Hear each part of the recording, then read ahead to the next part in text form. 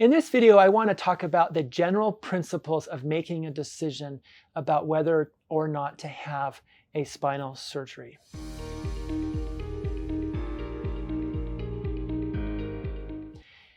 Most spinal surgery is elective, and what we mean by that is it's a quality of life treatment.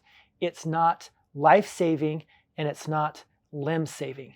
So you don't have to have surgery most of the time. It's not something that you're going to die if you don't have it or you're going to go paralyzed. Although there are cases where paralysis could happen if you don't have surgery. So that being said, I'm talking in general about patients that are considering surgery that is elective and is a quality of life decision. So first of all, I think that concept of it being a quality of life decision is important to remember.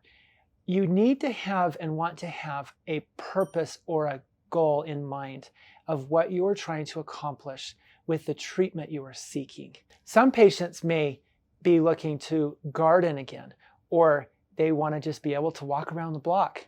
Others want to be much more active and run marathons or do triathlons, or they want to return to other hobbies and things that they are currently unable to do.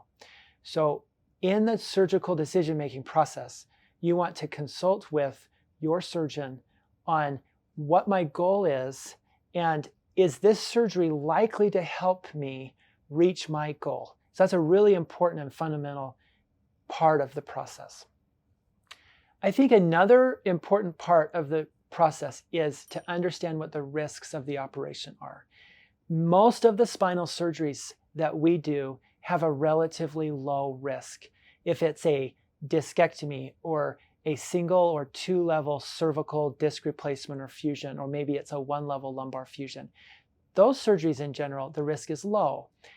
If we're talking about a scoliosis surgery or a major spinal deformity surgery or some of the other procedures done on the spine, the risk may be relatively high. We want to take into consideration the risk of the operation and balance that with your goals.